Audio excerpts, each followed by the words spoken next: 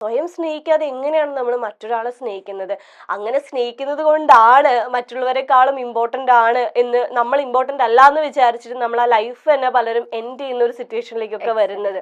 അപ്പൊ അവനവനോട് തന്നെ ഒരു സ്നേഹം വേണം. ആ സ്നേഹത്തിൽ നിന്ന് മാത്രമേ സറൗണ്ടിങ്സിനെ ചേർത്ത് നിർത്താൻ പറ്റൂ എന്നുള്ളൊരു കാര്യം.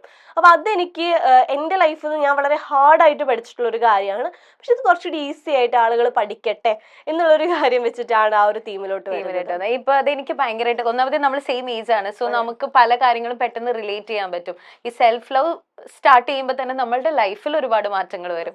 നമ്മൾ കാണുന്ന ആളുകളിൽ മാറ്റം വരും, നമ്മളുടെ ചിന്താഗതിയിൽ മാറ്റം വരും, പെർസ്പെക്റ്റീവ്സ് തന്നെ നമ്മളുടെ പല രീതിയിലും മാറും. അപ്പൊ അതിൽ നമ്മുടെ ബുക്കിൽ പറയുന്ന പോലെ തന്നെ നമ്മൾക്ക് ഏറ്റവും ഇഷ്ടപ്പെട്ടവരിൽ കുറച്ച് ലിസ്റ്റ് തരാൻ പറഞ്ഞാൽ നിങ്ങളെ എപ്പോ അല്ലേ, അത് ആക്ച്വലി ഭയങ്കര ഇമ്പോർട്ടന്റ് ആയിട്ടുള്ള ഒരു കാര്യമാണ്. എനിക്ക് തോന്നുന്നു ഇപ്പോഴും ചിലപ്പോൾ ആളുകളുടെ അടുത്ത് ചോദിച്ചു കഴിഞ്ഞാൽ ഇപ്പോഴും അവര് എനിക്ക് എന്നെ ഇഷ്ടമാണോ എന്ന് ചോദിച്ചാൽ ഒരു ഡൗട്ട് ആയിരിക്കും, അതെന്തായിരിക്കും അല്ലെ. അങ്ങനെ ഇപ്പോഴും ആളുകൾ, പക്ഷെ ആ ഡൗട്ടൊക്കെ മാറുന്ന ടൈമായി, നമ്മളുടെ ഒരു പോയിന്റ് കഴിഞ്ഞാൽ നമ്മൾ മാത്രമേ ഉണ്ടാവും. അതെ, അതെനിക്ക് തോന്നുന്നു ആ ഒരു ആക്സെപ്റ്റൻസിന്റെ പ്രശ്നമാണ്. ഇപ്പൊ ഞാൻ എന്നെയാണ് ഇഷ്ടം എന്ന് പറയുമ്പോൾ അതൊരു സെൽഫിഷ് ആയിട്ടുള്ള കാര്യമായിട്ടാണ് ആളുകൾ എന്നെ ഏറ്റവും കൂടുതൽ ഇഷ്ടം എന്ന് പറയുമ്പോൾ. അതെ അതെ, അതൊരു സെൽഫിഷ് ആണ്. നീ എന്ത് സെൽഫാ എന്ന് ചോദിക്കും. പക്ഷെ അത് എല്ലാവർക്കും അത് തന്നെയാണ്. നമ്മൾ ഏറ്റവും കൂടുതൽ കണ്ണാടിയിൽ കാണുന്ന രൂപം നമ്മുടെയാണ്. നമ്മളൊരു ഫോട്ടോ എടുക്കുന്നത്, ഗ്രൂപ്പ് ഫോട്ടോ എടുക്കുമ്പോൾ നമ്മൾ ആദ്യം സൂം ചെയ്ത് നോക്കുന്നത് നമ്മുടെ ഫോട്ടോ ആണ് അല്ലെ.